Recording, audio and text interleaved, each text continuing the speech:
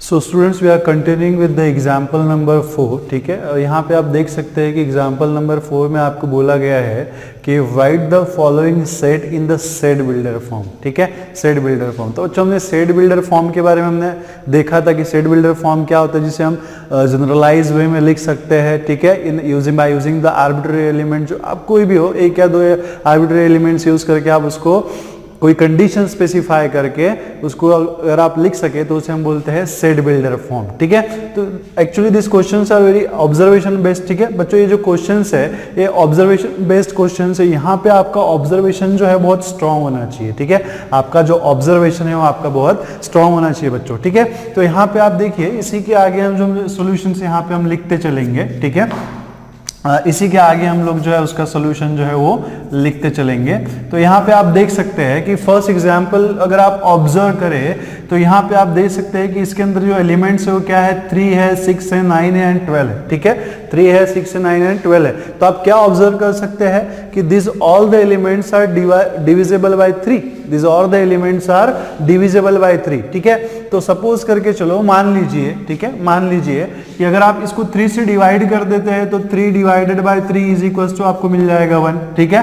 Then अगर आप इसको फिर से डिवाइड करते हैं तो 3 divided by 6 is equal to आपको मिल जाएगा 2, ठीक है। 3 divided by 6 divided by 3 is equal to अगर आप करेंगे तो आपको मिल जाएगा यहाँ पे 2, ठीक है। सिमिलरली बच्चों अगर आप यहाँ पे 9 divided by 3 is equal to करेंगे तो आपको मिल जाएगा 3। और सिमिलरली अगर आप इसको यहाँ पे 12 डिवाइडेड बाय 3 कर देंगे तो आपको यहाँ पे मिल जाएगा 4, ठीक है। तो बच्चों इसी को आप क्या लिख सकते हैं, ठीक है, इसी को आप क्या लिख सकते हैं, 3 इज इक्वल टू 3 इंटू 1 लिख सकते हैं ऐसे, 3 इज इक्वल टू 3 इंटू 1, ठीक है। इंप्लाइज इसी को आप क्या लिख सकते हैं बच्चों, ये 3 को अगर आप इधर शिफ्ट कर दो तो आपको मिलेगा 6 इज इक्वल टू 3 इंटू 2, है ना। ये जो 3 आपको दिख रहा है उसको हम उधर शिफ्ट करते जा रहे हैं। और इसी को अगेन आप ऐसे लिख सकते हैं, 9 divided by 3 is equal to 3। इसी को आप क्या लिख सकते हैं, 9 इज इक्वल टू, ठीक है, क्या लिख सकते हैं, 9 इज इक्वल टू 3 इंटू 3, ठीक है बच्चों। सिमिलरली इसी को आप क्या लिख सकते हैं, देखिए 12 divided by 3 is equal to 4।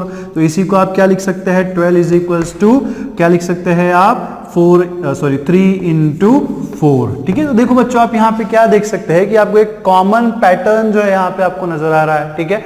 एक कॉमन पैटर्न जो है वो आपको यहाँ पे दिख रहा है, 3 इंटू 1, 3 इंटू 2, 3 इंटू 3, 3 इंटू 4। तो आप देख सकते हैं कि 3 जो है वो कॉमन है, 3 जो है वो हर सीक्वेंस में क्या है आपका कॉमन है, सिर्फ चेंज क्या हो रहा है आपका 1, 2, 3 एंड 4। तो आपको आप इसको किस पैटर्न में लिख सकते हैं, दैट इज 3 इंटू n लिख सकते हैं ऐसे, 3 into n for n is equals to 1, 2, 3 and 4 लिख सकते हैं ऐसे, for 3 into n for n is equals to 1, 2, 3, 4। अगर आप n की वैल्यू 1 पुट कर देंगे तो आपको 3 मिलेगा, n की वैल्यू अगर आप 2 पुट कर देंगे तो आपको 6 मिलेगा, n की वैल्यू अगर आप 3 पुट कर दे तो आपको 3 इंटू 3 9 मिलेगा, और n की वैल्यू अगर आप 4 पुट कर दे तो आपको 3 इंटू 4 कितना मिलेगा बच्चों, 12 मिलेगा। तो कहने का मतलब क्या है कि ये जो सेट है इसको अगर आप ऑब्जर्व करें तो इस सेट के एलिमेंट्स आप इस फॉर्म में लिख सकते हैं बच्चों, ठीक है। ये तो हो गया हमारा ऑब्जर्वेशन। अब इसको लिखना कैसे है, ठीक है। तो अगर आप इसको लिखना चाहे तो इसको आप कैसे लिख सकते हैं बच्चों, ठीक है।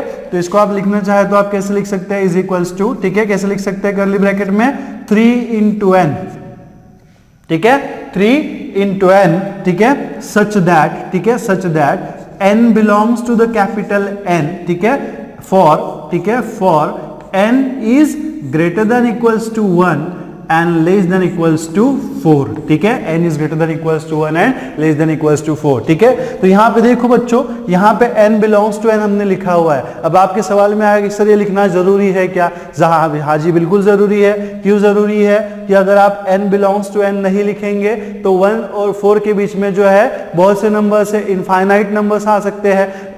ये 1n का जो वैल्यू है वो 1, 2, 3, 4 तभी होगा जब आप n belongs to capital N लिखेंगे, ठीक है। समझ में आ रही है ना बात मैं क्या बोल रहा हूं, ये n इज इक्वल्स टू 1, 2, 3, 4 तभी होगा जब क्या लिखेंगे आप, n बिलोंग्स टू n। और अगर आप n बिलोंग्स टू n नहीं लिखते हैं बच्चों तो 1 और 4 के बीच में क्या होते हैं, इनफाइनाइट नंबर्स आते हैं। तो इसलिए आपको यहाँ पे n belongs to capital N लिखना बहुत जरूरी है बच्चों, ठीक है। So this was the solution for the question number 1, ठीक है। फिर यहाँ पे देखो बच्चों हम लोग क्वेश्चन नंबर 2 की तरफ जाते हैं, ठीक है। तो यहाँ पे भी आपको ऑब्जर्वेशन मैंने आपको पहले ही बता के रखा है कि this are the observation based questions, ठीक है। ये क्या है, हमारे ऑब्जर्वेशन बेस्ड क्वेश्चंस है, तो आपका जो ऑब्जर्वेशन है बहुत स्ट्रांग होना चाहिए बच्चों, ठीक है। तो यहाँ पे आप देख सकते हैं 2, 4, 8, 16 एंड 32, ठीक है। क्या दिख रहे हैं आपको एलिमेंट्स, 2, 4, 8, 16 एंड 32, ठीक है। तो यहाँ पे आप देख सकते हैं कि ये पावर के फॉर्म में है, जो एलिमेंट्स है क्या है, यहाँ पे 2 का पावर आपको दिख रहा है, ठीक है। मान लीजिए कि अगर आप 2⁻1 इज इक्वल टू लेंगे तो आपको क्या मिलेगा, 2 मिलेगा, ठीक है। यहाँ पे आप देखो 4 दिख रहा है, अगर आप 2 स्क्वायर करेंगे तो इज इक्वल टू क्या मिलेगा आपको, 4 मिलेगा। अगर आप 2 क्यूब करेंगे is equal to what, 2 square क्या होता है 4, सो 4 इंटू 2 इज 8, ठीक है बच्चों। देन अगर आप यहाँ पे 2⁻4 करेंगे, सो एज 2 क्यूब इज 8, है ना, 8 को फिर से 2 से मल्टीप्लाई कर देंगे तो आपको 16 मिलेगा, और 2⁵ इज इक्वल टू जो है आपको यहाँ पे क्या मिलेगा, 32, एज 2⁴ इज 16, और 16 को अगर आप फिर से 2 से मल्टीप्लाई कर दे तो आपको यहाँ पे क्या मिलेगा बच्चों, 32 मिलेगा, ठीक है। कहने का मतलब क्या है कि ये जो आपको सीरीज या सीक्वेंस आपको दिख रहा है, this is in the ascending powers of the 2, ठीक है। किस फॉर्म में दिख रहा है आपको, ascending powers of the 2, so you can write like this 2⁻n। इसको अगर हम जनरलाइज करना चाहे तो आप क्या लिख सकते हैं, 2⁻n हम यहाँ पे लिख सकते हैं, और यहाँ पे फॉर n का जो वैल्यू है वो कैसा होगा, 1, 2, 3, 4 एंड 5, दिख रहा है बच्चों आपको। यहाँ पे जो 2 के पावर में जो एलिमेंट्स हो किसकी वैल्यू होगी, n की वैल्यू। ये जो 2⁻1 is equal to 2, 2 square is equal to 4, 2 cube is equal to 8, 2⁻4 is equal to 16 and 2⁻5 is equal to 32 है। इसको अगर हम जनरलाइज करना चाहे तो कैसे लिख सकते हैं, 2⁻n, बट जो n का वैल्यू है वो क्या होना चाहिए, for n greater than equals to 1 less than equals to 5, ठीक है, लेस देन इक्वल्स टू 5। तो बच्चों ये तो हो गया हमारा ऑब्जर्वेशन, ये आपको सॉल्यूशन में लिखना नहीं होता है, तो हमारा ऑब्जर्वेशन है कि हम किस तरीके से उस सीक्वेंस को जो है वो नंबर्स को जो हम लोग ऑब्जर्व कर रहे हैं, ठीक है। तो ये तो हो गया हमारा ऑब्जर्वेशन। और अगर आप सेट लिखना चाहे तो आप कैसे लिखेंगे, सेट कैसे लिखेंगे, सेट बिल्डर फॉर्म 2⁻n, कैसे लिखेंगे, एलिमेंट्स क्या है हमारे, 2⁻n, सच दैट, ठीक है, such that n belongs to capital N, ठीक है, n belongs to capital N for, ठीक है, for n is greater than equals to 1 less than equals to 5, ठीक है। n जो है वो कैसा है, ग्रेटर देन इक्वल्स टू 1 है और लेस देन इक्वल्स टू 5 है, ठीक है। तो बच्चों इस तरीके से जो है वो आपको क्वेश्चंस को जो है वो ऑब्जर्व करना होता है। आप कहेंगे कि सर आपको कैसे पता है, तो ये प्रैक्टिस होती है कि आप जितना ज्यादा प्रैक्टिस करेंगे आपका ऑब्जर्वेशन जो है वो उतना ही स्ट्रांग होते चले जाएगा, ठीक है, ठीक है ना बच्चों, समझ में आ रही है ना बात मैं क्या बोल रहा हूँ। तो यहाँ पे आप देख सकते हैं थर्ड क्वेश्चन को अगर आप ऑब्जर्व करेंगे तो यू कैन सी हियर, आप देख सकते हैं यहाँ पे क्या है, 5 है, 25 है, 125 एंड 625 है। तो बच्चों देखो जैसे ऊपर वाला क्वेश्चन था ये क्या था, 2 के पावर असेंडिंग पावर में था, 2 का असेंडिंग पावर था। यहाँ पे आप देख सकते हैं कि यहाँ पे क्या है, 5 का असेंडिंग पावर है। कैसे आप करके देखेंगे रफ में, आप अगर इसको सॉल्व करके देखें तो कैसा मिलेगा आपको, 5⁻1 इज इक्वल टू आप यहाँ पे 5 लिख सकते हैं, ठीक है। यहाँ पे 5 स्क्वायर जो है वो क्या होता है आपका 25 होता है, ठीक है। देन यहाँ पे आप 5 क्यूब करेंगे तो 25 को जब आप 5 से मल्टीप्लाई कर देंगे तो आपको क्या मिलेगा बच्चों, 125 मिलता है ना, क्या मिलता है, 125 मिलता है। अगर आप 5⁻4 कर देंगे बच्चों तो यहाँ पे देखो आप 125 को 5 से मल्टीप्लाई कर दो, अगर हम 125 को 5 से मल्टीप्लाई कर देंगे बच्चों तो आपको यहाँ पे मिलेगा 625, क्या मिलेगा, 625। So we can see again the pattern in the sequence, ठीक है। अगर इसको हम फिर से जनरलाइज करना चाहे तो यहाँ पे आप देखिए 5 5 5 5 जो है वो कॉमन है, तो इसको आप लिख सकते हैं 5, और यहाँ पे क्या चेंज हो रहा है बच्चों, पावर चेंज हो रहा है, 1 2 3 4, तो आप क्या लिखेंगे 5⁻n for n is greater than equals to 1 less than equals to 4, ठीक है, n is greater than equals to 1 less than equals to 1। तो बच्चों ये तो हो गया हमारा ऑब्जर्वेशन, जो आपको ऑब्वियसली क्वेश्चन आंसर पेपर में नहीं लिखना होता है, ठीक है, सिर्फ आपको ये ऑब्जर्व करना है, ये हमारा ऑब्जर्वेशन है। आपको आंसर कैसे लिखना है, सेट बिल्डर फॉर्म कैसे लिखेंगे, देन हम 5⁻n such that n belongs to the capital N, ठीक है, n belongs to the capital N and for n is greater than equals to 1 and less than equals to 4, greater than equals to 1 and less than equals to 4, ठीक है। तो बच्चों यहाँ पे फिर से n लिखना जरूरी है क्या, हाँ मैंने बताया था कि n लिखना बहुत जरूरी है। क्यों जरूरी है, क्योंकि अगर आप n belongs to the natural number नहीं लिखेंगे बच्चों तो 1 से लेकर के 4 तक जो है वो इनफाइनाइट नंबर्स आ सकते हैं, 1.1, 1.01 समथिंग एंड सो ऑन, ठीक है। अगर आप n बिलोंग्स टू n लिखेंगे तभी जो है माना जाएगा कि n का जो वैल्यू है वो कैसा है, 1 2 3 4, ठीक है। समझ में आ रही है ना बात मैं क्या बोल रहा हूं। अगर आप n belongs to capital N लिखेंगे तभी माना जाएगा कि n का जो वैल्यू है वो कैसा है, 1 2 3 और 4, 1 2 3 4 है। अगर आप n belongs to capital N नहीं लिखते हैं तो वहां पे n की जो है वो इनफाइनाइट वैल्यूज हो जाएंगी बच्चों, ठीक है। So this is a solution for the what question number 3 बच्चों। Then we will see the question number 4, ठीक है। तो आप देख सकते हैं कि क्वेश्चन नंबर 4 में यहाँ पे आपको क्या दिख रहा है, 2 4 एंड 6, ठीक है। अगर आप बेसिकली इसको ऑब्जर्व करें, सो this is the even natural number, है ना। ये क्या है, हमारा इवन नेचुरल नंबर है। और इवन नेचुरल नंबर हम कैसे डिनोट करते हैं, बाय ट्वाइस n, है ना। इवन नेचुरल नंबर हम कैसे डिनोट करते हैं, by twice n for n belongs to the capital N, ठीक है, where n is a member of capital N and capital N is a set of all the natural numbers, ठीक है। So therefore if you write in the set builder form, इसको अगर हम set builder form में लिखना चाहे तो कैसे लिख सकते हैं, 2n, ठीक है, 2n such that n belongs to the capital N, मतलब n जो है वो कैपिटल N का मेंबर है और n का जो रेंज है वो कैसा होगा।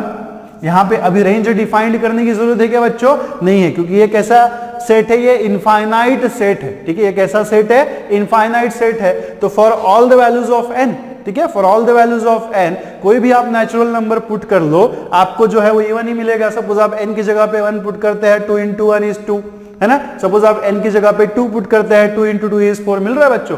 सपोज आप 2 की जगह पे 3 पुट कर, n की जगह पे आप 3 पुट कर दे, सो 3 into 2 is 6। सिमिलरली अगर आप उसमें 4 पुट कर दे तो 2 into 4 is 8। तो आप n की कोई भी वैल्यू उसमें पुट कर ले, चाहे वो इवन हो या फिर ऑड हो, तो रिजल्ट वैल्यू जो है वो आपको हमेशा कैसा मिलेगा, इवन नेचुरल नंबर मिलेगा, ठीक है। तो इसको अगर आप सेट बिल्डर फॉर्म में लिखना चाहे तो हम इसे लिख सकते हैं twice n such that n belongs to the capital N। यहाँ पे n का जो रेंज है वो डिफाइन करने की जरूरत नहीं है, because it is already infinite है। वो कैसा है, ऑलरेडी इनफाइनाइट है, ठीक है।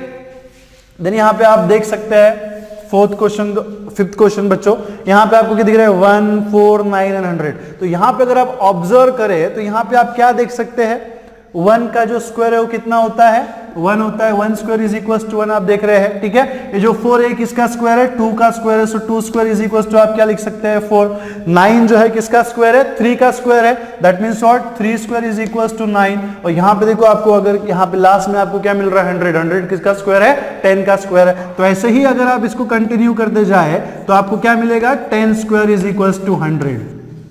क्या मिलेगा, 10 स्क्वायर इज इक्वल टू 100। तो बच्चों आप देख सकते हैं 1 स्क्वायर इज इक्वल टू आपको 1 मिल रहा था, 2 स्क्वायर इज इक्वल टू 4 मिल रहा है, 3 स्क्वायर इज इक्वल टू 9 मिल रहा है, 10 स्क्वायर इज इक्वल टू आपको क्या मिल रहा है बच्चों, 100 मिल रहा है। तो इसको अगर आप जनरलाइज करना चाहे फिर से, तो यहाँ पे देखिए कि जो है बेस के एलिमेंट्स है, ठीक है बच्चों, ध्यान से सुनिए, ये जो बेस के एलिमेंट्स है वो चेंज हो रहे हैं और जो पावर का एलिमेंट है अभी आपका कॉमन है। इसके पहले जो एग्जाम्पल्स हमने देखे थे उसमें क्या हो रहा था कि हमारा बेस सेम था, पावर चेंज हो रहा था। यहां पे क्या हो रहा है, हमारा बेस सेम है, सॉरी बेस चेंज हो रहा है और सेम क्या है, हमारा पावर है। तो इसको आप जनरलाइज करना चाहे तो आप कैसे लिख सकते हैं, n स्क्वायर।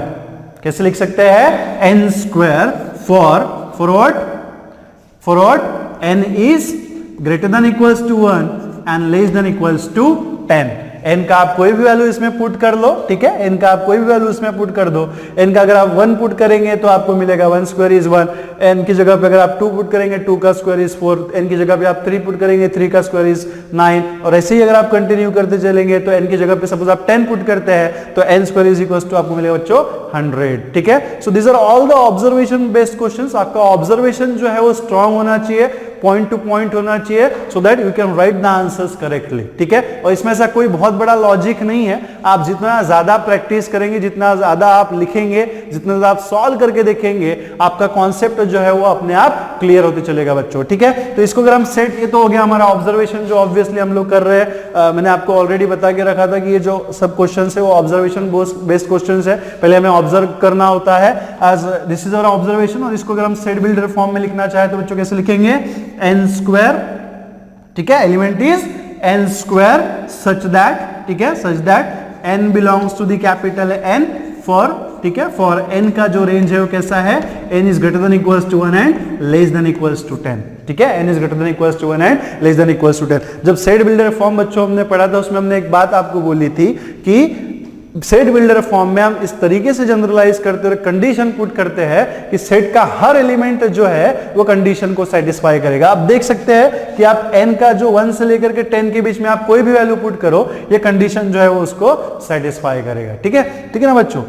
सो बच्चों अभी हम एग्जाम्पल नंबर 5 देखेंगे। ठीक है, एग्जाम्पल नंबर 5 में बोला है कि list all the elements of the following set. ठीक है, so actually this is again a set builder form है, आपका सेट बिल्डर फॉर्म। इस सेट बिल्डर फॉर्म में से आपको क्या करना है कि सेट रोस्टर फॉर्म में आपको इसको लिखना होता है। ठीक है, रोस्टर फॉर्म मतलब क्या बच्चों, वही फॉर्म है जहां पे आपको एलिमेंट्स जो है वो कॉमा से सेपरेट करने होते हैं और उनको कर्ली ब्रैकेट्स में बीच में इंक्लोज करना होता है बच्चों। ठीक है, सो यहाँ पे आपको क्वेश्चन बोला गया है कि एग्जाम्पल दिया होगा list of all the elements. ठीक है, list all the elements of the following set. ठीक है, तो यहाँ पे हम 1 बाय 1 बच्चों इसको सॉल्व करेंगे। फर्स्ट एग्जांपल अगर आप यहाँ पे देखते हैं बच्चों, ठीक है, तो यहाँ पे आप देख सकते हैं a इज इक्वल्स टू आपको दिया हुआ है x, so that the x is an odd natural number. ठीक है, x जो है वो आपका क्या है, ऑड नेचुरल नंबर है, तो इसको अगर आप लिख सकते हैं। ठीक है, तो x इज इक्वल्स टू आपका क्या होगा बच्चों, ऑड नेचुरल नंबर मतलब बच्चों क्या हो जाएगी 1, ठीक है, 3, 5, 7, 9, देन 11, देन 13, देन 15, देन 17, ठीक है, एंड सो ऑन। ठीक है, इसको अगर आप ऐसे कंटिन्यू करना चाहे 1, 3, 5, 7, ठीक है, देन आपका आएगा यहाँ पे 9, देन 11, देन 12, देन 13, ठीक है, एंड सो ऑन। ठीक है, so this is set of odd natural numbers. ठीक है, ये जो सेट है वो क्या रिप्रेजेंट करता है, ऑड नेचुरल नंबर्स रिप्रेजेंट करता है बच्चों। ठीक है, देन क्वेश्चन नंबर 2 है बच्चों, b इज इक्वल्स टू आपको दिया हुआ है x, so that x is an integer such that x is greater than -1/2 and less than 9/2। ठीक है, तो बच्चों यहाँ पे देखिए क्वेश्चन जो है ना बड़े कंफ्यूजिंग से पूछे जाते हैं, आपको कंफ्यूज करने के लिए वो क्वेश्चन जो है पूछे जाते हैं। ठीक है, तो यहाँ पे आप देख सकते हैं कि यहाँ पे वर्ड इन्होंने क्या यूज किया हुआ है, इंटीजर। ठीक है, थोड़ा सा आपको केयरफुल जो है वो क्वेश्चन रीड करना पड़ेगा क्योंकि बहुत कंफ्यूजिंग होता है कि यहाँ पे वर्ड इन्होंने यूज किया हुआ है इंटीजर। ठीक है, बट आपको जो रेंज दिया हुआ है वो दिया हुआ है रैशनल नंबर के फॉर्म में, है ना। आपको क्या दिया हुआ है, रैशनल नंबर के फॉर्म में। रेंज आप उनको कुछ भी देने दो, बट यहाँ पे आपको क्या बोला है, इंटीजर। तो आपको x की वैल्यूज लेनी है इंटीजर के फॉर्म में, x की जो वैल्यूज लेनी है वो इंटीजर के फॉर्म में लेनी है, और किसके बीच में की वैल्यू लेनी है, 9/2 एंड -1/2। ठीक है, सो -1/2 इज इक्वल्स टू बच्चों होता है आपका इज इक्वल्स टू व्हाट, -0.5। ठीक है, -1/2 का मतलब क्या होता है बच्चों, -0.52।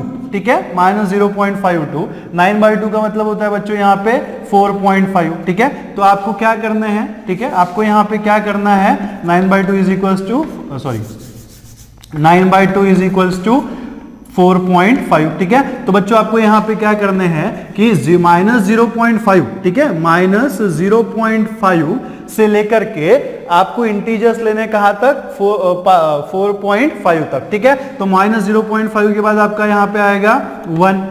ठीक है, क्या आएगा आपका यहाँ पे 0 आएगा, देन क्या आएगा आपका यहाँ पे 1 आएगा, then 2, then 3, then 4, and then 4 के बाद क्या आना चाहिए आपका 5। ठीक है, तो आप देख सकते हैं कि आपको एलिमेंट्स कहां से लेने हैं, कहां तक लेने हैं। यहां पे इसको अगर आप ओपन कर देते हैं तो आपके कौन से एलिमेंट्स मिलेंगे आपको, 0, 1, 2, 3 एंड 4। ठीक है, देखो क्वेश्चन जो है ना बहुत अलग तरीके से पूछा गया है। यहाँ पे आपको वर्ड तो इंटीजर दिया हुआ है लेकिन रेंज जो है वो रैशनल नंबर के फॉर्म में देना है। लेकिन आपको एक बात ध्यान में रखना है कि आपको एलिमेंट्स कौन से लेने हैं, जो इंटीजर हो। ठीक है, तो आप यहाँ पे देख सकते हैं कि -0.5 and 4.5 are the rational numbers, but इनके बीच में जो एलिमेंट्स आते हैं वो इंटीजर्स कौन से है, 0 है, 1 है, 2 है, 3 एंड 4 है। तो ये सेट आप कैसे लिखेंगे बच्चों, b is equals to what, क्या लिखेंगे आप, 0, 1, 2, 3 एंड 4। ठीक है, रिपीट, 0, 1, 2, 3 एंड 4। ठीक है, आपको इंटीजर्स लेने हैं, किसके बीच में के इंटीजर्स लेने हैं, -1/2 एंड 9/2 के बीच में के बच्चों। ठीक है, so this is a solution for the question number 2. now question number 3 की तरफ अगर आप जाते हैं तो यहाँ पे आप देख सकते हैं कि c is equals to x and x is an integer, x square is less than equals to 4. ठीक है, तो बच्चों इसे हमें थोड़ा सा इवेल्युएट करना पड़ेगा, थोड़ा इसको हम एनालाइज करेंगे, उसके बाद हम डिसाइड करेंगे कि इसके में कौन से एलिमेंट्स हमारे हो सकते हैं। ठीक है, तो यहाँ पे देखिए आपको इक्वेशन दिया हुआ है x square is less or equals to 4. ठीक है, इसको अगर आप इवेल्युएट करते हैं तो इसी को आप क्या लिख सकते हैं, x is less or equals to √4, and that means what, x is less or equals to +-2. ठीक है, x इज लेस और इक्वल्स टू प्लस माइनस 2। अगर यहाँ पे आप मॉड ले लेते हैं, मॉड ऑफ x, ठीक है, तो यहाँ पे आपको क्या मिलेगा, लेस और इक्वल्स टू 2, है ना। मॉड क्या करता है, नेगेटिव वैल्यू को वो पॉजिटिव कर देता है, ठीक है। देन हमारे पास देखो यहाँ पे मैथमेटिक्स में एक इनइक्वालिटी है कि mod of x less than अगर a होता है तो इसी को आप लिख सकते हैं, मॉड ऑफ x अगर less than equals to a है तो इसी को आप लिख सकते हैं कि x is greater than minus a, ठीक है, x is greater than minus a and less the x is greater than minus a and less than a. This is the inequality, ठीक है, ये है क्या है हमारे पास, इक्वालिटी, ठीक है, दिस इज अ इनइक्वालिटी, ठीक है। सो देयरफॉर इसको अगर आप कंटिन्यू करें, ठीक है, इसको अगर आप कंटिन्यू करें तो यहाँ पे आप देख सकते हैं कि mod of x is less than equals to 2 है, और यहाँ पे हमारे पास इनइक्वालिटी है, अगर mod of x is less than equals to a है तो इसी को आप कैसे लिख सकते हैं, x is greater than minus a less than a। So according to this inequality इसको आप क्या लिख सकते हैं, x is greater than minus 2 and less than 2, ठीक है, x is greater than minus 2 and less than 2, ठीक है। तो यहाँ पे हमको बच्चों रेंज मिल गया, ठीक है। रेंज कैसा है कि x का जो वैल्यू है कैसा है, ग्रेटर देन माइनस 2 मतलब 2 से बड़ा होना चाहिए, और लेस देन कैसा है, 2 है, मतलब कैसा है, 2 से जो है वो छोटा होना चाहिए, ठीक है। और यहाँ पे हमें क्या बोला, x is an integer again, ठीक है, क्या लेना है हमें, इंटीजर लेना है, किसके बीच में के इंटीजर्स लेने हैं, माइनस 2 और 2 के बीच में के। देखो बच्चों इंटीजर जो है पॉजिटिव भी हो सकते हैं और निगेटिव भी हो सकते हैं, ठीक है। तो हमें x और माइनस 2 के बीच में कौन से एलिमेंट्स आते हैं, माइनस 2, देन आता है आपका माइनस 1, देन 0, देन 1, देन 2, ठीक है। तो यहाँ पे आपको क्या करना है, x से बड़ा, माइनस 2 से बड़ा नंबर लेना है और 2 से छोटा नंबर लेना है। तो इसको यहाँ पे हम ओपन कर सकते हैं, तो आपको जो सेट मिलेगा, ठीक है, आपको जो सेट मिलेगा d इज इक्वल्स टू, ठीक है। So d is equals to set आपको, sorry c is equals to, ठीक है, c इज इक्वल्स टू, तो c इज इक्वल्स टू आपको यहाँ पे सेट मिलेगा -1, 0 एंड 1, ठीक है, -1 and 0 and 1। So this will be the answer बच्चों, ठीक है, this will be the final answer, ठीक है। So this is about the question number 3. Now we will look into the question number 4. अभी हम क्वेश्चन नंबर 4 में देखेंगे बच्चों। ये बहुत सिंपल सा एग्जांपल है यहाँ पे कि x is a letter in the word। इस टाइप के एग्जांपल हमने ऑलरेडी कर रखे हैं। तो यहाँ पे आप देख सकते हैं कि इस वर्ड का हमें सेट बनाना है। हमको, मैंने आपको ऑलरेडी बता के रखा था, अगर किसी भी वर्ड में कोई अल्फाबेट जो है वो रिपीट हो जाता है तो उसे आपको एक ही बार लिखना है। लॉयल है तो यहाँ पे आप देख सकते हैं LOYAL। सो यहाँ पे L जो है वो रिपीट हो रहा है, ठीक है। तो यहाँ पे इसका सेट कैसे बनेगा बच्चों,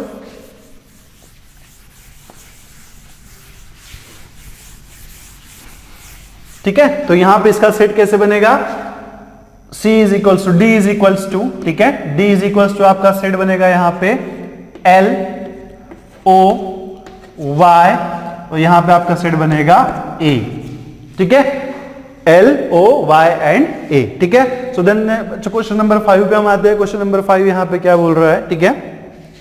question number 5 and 6 are the tricky questions, ठीक है। इसके लिए आपको थोड़ा सा जो है वो इंग्लिश का जो है वो नॉलेज होना चाहिए और हमारे एयर्स का भी नॉलेज होना चाहिए, ठीक है। तो यहाँ पे क्या बोला है कि x is a month of air not having 31 days, ठीक है। तो हमें साल में के ऐसे महीने देखने हैं जिसमें 31 डेज नहीं होते हैं, ठीक है, नॉट हैविंग 31 डेज, मतलब एक साल के हमें ऐसे महीने देखने हैं जिसमें 31 डेज नहीं होते हैं, ठीक है। तो इसको आप कैसे नोट करेंगे, ठीक है। तो साल में ऐसे कौन से महीने हैं जिसमें 31 डेज नहीं होते हैं, तो फर्स्ट होता है आपका फेब्रुवरी है, ठीक है, फेब्रुवरी में 31 डेज नहीं होते हैं। देन है आपका अप्रैल, ठीक है, अप्रैल में नहीं होते हैं। देन है आपका जून, देन आता है आपका सितंबर एंड देन आता है आपका नवंबर, ठीक है। So there are the total 5 months in a year which does not have the 31 days और having the days less than the 31, ठीक है। तो टोटल एक साल में हमारे पास 5 ऐसे महीने हैं जिसमें क्या होता है 31 डेज नहीं होते हैं। तो अगर हम सेट लिखना चाहे बच्चों तो कैसे लिखेंगे, E इज इक्वल टू, बच्चों आपको क्या लिखना पड़ेगा, E is equal to what, February, then April, then June, then September and then November, ठीक है। So this is a set number 5. E is equals to, we can write February, April, June, September and November, ठीक है। Now last question जो है बच्चों थोड़ा सा आपको अल्फाबेट का नॉलेज जो है इसके लिए आपको होना चाहिए, ठीक है। तो यहाँ पे आप देख सकते हैं कि x such that x is a consonant consonant in the English alphabet which precedes with the K, which precedes with the K, precedes with the K का मतलब क्या है कि K के पहले आने वाले अल्फाबेट्स, ठीक है, K के पहले आने वाले अल्फाबेट्स, ठीक है। अब सबसे ज्यादा इंपॉर्टेंट चीज यहां पे है कि कंसोनेंट क्या होता है ना, कंसोनेंट क्या होता है। तो बच्चों ध्यान में रखिए, कंसोनेंट मतलब ये है कि सारे अल्फाबेट में A, E, I, O और U को छोड़ के जो भी अल्फाबेट्स होते हैं वो क्या होते हैं, consonant. Again I repeat, A, E, I, O और U को छोड़ के बाकी जो भी हमारे लेटर्स होते हैं उसे हम क्या बोलते हैं, कंसोनेंट बोलते हैं या फिर व्यंजन बोलते हैं। हिंदी में हम उसे व्यंजन बोलते हैं, ठीक है। तो यहां पे देखिए, और यहां पे हमें क्या बोलना है, ऐसे कंसोनेंट्स हमें लेने हैं, ऐसे कंसोनेंट कंसीडर करने हैं जो के पहले आते हैं, ठीक है। तो सपोज करें हम यहां पे अल्फाबेट लिखते हैं A, B, C, D, E, F, G, H, I, J, ठीक है, देन K, ठीक है। तो हमें कौन से कंसोनेंट्स लेने हैं, हमें ऐसे कंसोनेंट्स लेने हैं, कंसोनेंट लेने हैं जो K से पहले आते हो, ठीक है। तो यहाँ पे आप देख सकते हैं कि हमने यहाँ पे सारे लेटर लिख लिए। अब कंसोनेंट मतलब क्या, कंसोनेंट मतलब वो सारे लेटर्स किनको छोड़ के, accept A, E, I, O और U, ठीक है। तो यहाँ पे देख सकते हैं आप क्या है, यहाँ पे A जो है, E जो है और I, ठीक है। सो इन तीनों वर्ड्स को अगर आप छोड़ दे, ठीक है, इन तीनों वर्ड्स को अगर आप छोड़ दे तो बाकी के सारे जो लेटर्स है B, C, D, E, F, G, H और J, ये क्या है, हमारे कंसोनेंट है। और ये सेट क्या बोला है हमें, इस सेट में हमें ऐसे कंसोनेंट लेने हैं जो K के पहले आते हैं। तो बच्चों हमारा सेट कैसे बनेगा, फिर हमें क्या छोड़ना है, A को छोड़ना है, हमें E को भी छोड़ना है, I को भी छोड़ना है और हमें K को भी छोड़ना है। तो आपका सेट जो है वो कैसे बनेगा बच्चों, B, C, D, E, F, G और यहां पे बनेगा H, ठीक है, और यहां पे आएगा आपका J। So this is the required. Again one thing to remember कि जब भी आप सेट को डिनोट करेंगे तो सेट डिनोट करने के लिए आपको कैपिटल वर्ड यूज करना है, कैपिटल लेटर यूज करना है, जैसा कि आप यहां पे देख सकते हैं। और जब भी आप एलिमेंट्स आप यूज करेंगे तो आपको क्या लेना है, स्मॉल एलिमेंट्स लेने हैं, ठीक है। क्या लेने हैं, स्मॉल एलिमेंट्स लेने हैं। बच्चों यहाँ पे हमें लिखने में थोड़ा गलती हो गया है कि यहाँ पे ई जो है वो क्या होता है, कंसोनेंट नहीं होता है, ठीक है। तो इसको हम यहाँ पे छोड़ देंगे। तो इसको छोड़ने के बाद जो सेट बनेगा होगा हमारा set B C D F G H and J, ठीक है। ई को हमें छोड़ देना है बिकॉज ई जो है वो कंसोनेंट नहीं होता है लेटर्स में, स्मॉल लेटर्स में, स्मॉल अल्फाबेट में, ठीक है। ए आई ई ओ और यू को छोड़ के बाकी सारे लेटर्स होते हैं वो हमारे कंसोनेंट होते हैं। तो यहाँ पे ए ई और आई जो है हमारे कंसोनेंट नहीं है, इसलिए हम इसमें उसको नोट नहीं करेंगे, ठीक है। सो बच्चों दिस इज एग्जाम्पल नंबर 6, ये हमारा एग्जाम्पल नंबर 6 है। और इस क्वेश्चन में हमें क्या करना है, हमें पेयर्स को मैच करना है, ठीक है। क्या करना है, पेयर्स को मैच करना है। On the left hand side of me you can see, मेरे लेफ्ट हैंड साइड में आप देख सकते हैं ये जो सेट्स हमें दिए हुए रोस्टर फॉर्म में है, ठीक है। किस फॉर्म में है, रोस्टर फॉर्म में है। और on the right hand side you can see the set is given in the set builder form, ठीक है। Set is given in the set builder form, ठीक है। तो आपको क्या करना है, राइट हैंड साइड और लेफ्ट हैंड साइड का जो है पेयर मैच करना है, ठीक है। तो हम राइट हैंड साइड से देखेंगे, यहाँ पे देखिए कि x is a prime number and it is divisor of 6, ठीक है। ऐसे प्राइम नंबर्स आपको देखने हैं जो क्या हो, 6 को डिवाइड करते हो, ठीक है। क्या करते हो, 6 को डिवाइड करते हो। और हमें पता है प्राइम नंबर क्या होते हैं, it is always greater than 1, it is always greater than 1 and it has a factor 1 and itself, ठीक है। तो यहाँ पे आप देख सकते हैं कि यहाँ पे आपके पास 3 सेट है जिसके अंदर एलिमेंट्स है, नंबर्स है, ठीक है। 3 सेट्स आपको दिए हुए हैं। अब 3 में से जो 2 सेट में है ना, इसको देखो हम मतलब कैसे कंक्लूड कर सकते हैं। अगर हमें सपोज नहीं भी याद आ रहा है तो हम कैसे निकाल सकते हैं, ठीक है। यहाँ पे आप देख सकते हैं कि यहाँ पे 3 नंबर्स आपको दिए हुए, 3 नंबर्स का सेट है, ठीक है।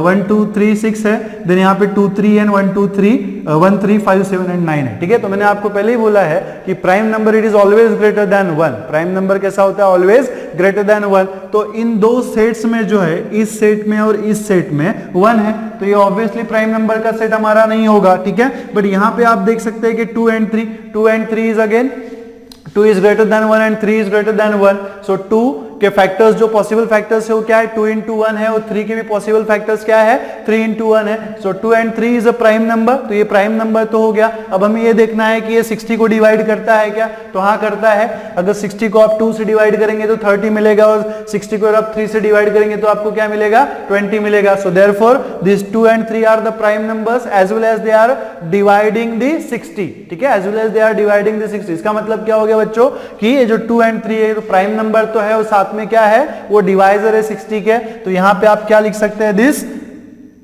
ठीक है, क्या लिख सकते हैं सॉल्यूशन जो है वो आप लिखना चाहे तो इसको यहां पे आप इस तरीके से लिख सकते हैं, ठीक है। हम ऑब्जर्वेशन लिख रहे हैं जस्ट सॉल्यूशन में, इसमें दिस 2 इज मैचिंग विद ए, ठीक है, this 2 is matching with A. Similarly बच्चों यहां पे आप देखो this x is an odd natural number less than 10, x जो है वो हमारा क्या है ऑड नेचुरल नंबर है और कैसा है less than 10, odd natural numbers. तो बच्चों यहां पे देखो ऑड नेचुरल नंबर्स आपको क्या दिख रहा है, ये 1 2 3 6 में इवन नंबर आ गया तो ये तो हमारा कैंसिल हो गया। आप यहां पे देख सकते हैं 1 3 5 7 एंड 9, ठीक है, 1 3 5 7 and 9 all the numbers are odd numbers, सारे नंबर्स जो इसमें वो कैसे है ऑड नंबर्स है और साथ में कैसे है लेस देन 10 है, ठीक है। सो हम यहाँ पे क्या कर सकते हैं इस 4 को हम b के साथ पेयर कर सकते हैं, ठीक है, 4 इज पेयर्ड विद b, ठीक है। देन यहाँ पे आप देख सकते हैं मैथमेटिक्स, ये ऑब्वियसली आपको समझ में आ गया होगा, it is paired with d, ठीक है, because it is x is a letter of the word mathematics, ठीक है। देन बचता क्या है बच्चों हमारे पास 1 2 3। सो यहाँ पे क्या है x is a natural number and divisor of 6। So we can see here 1 2 3 6 are the natural number and we can divide the 6 by 1 2 3, so therefore this one will be paired with the c, ठीक है। तो आप solution कैसे लिख सकते हैं बच्चों, ठीक है, आप सॉल्यूशन कैसे लिख सकते हैं, सॉल्यूशन अगर आपको लिखना है तो आप ऐसे लिख सकते हैं, ठीक है, this one is paired with, ठीक है, one is paired with c, one is paired with c, ठीक है। देन इक्वेशन नंबर 2, ठीक है, equation number 2 is paired with, ठीक है, equation number 2 is paired with equation number a, ठीक है। देन ठीक है 1 is paired with c, 2 is paired with a। Then यहाँ पे आप देख सकते हैं 3 इज पेयर्ड विथ d, ठीक है। सो इक्वेशन नंबर 3 जो है वो आपका d के साथ पेयर्ड है, ठीक है, वो आपका d के साथ पेयर्ड है और ये जो इक्वेशन नंबर 4 है वो हमारा b के साथ पेयर्ड है, ठीक है। So equation number 4 is paired with equation number b। So these are the solution, ठीक है। बच्चों आपको ऐसा एग्जाम में इस तरीके से नहीं लिखना होता है, ये हमारी अंडरस्टैंडिंग के लिए है जो मैंने आपको बताया हुआ है, ठीक है। आपको सॉल्यूशन जो है वो इस फॉर्म में लिखना है।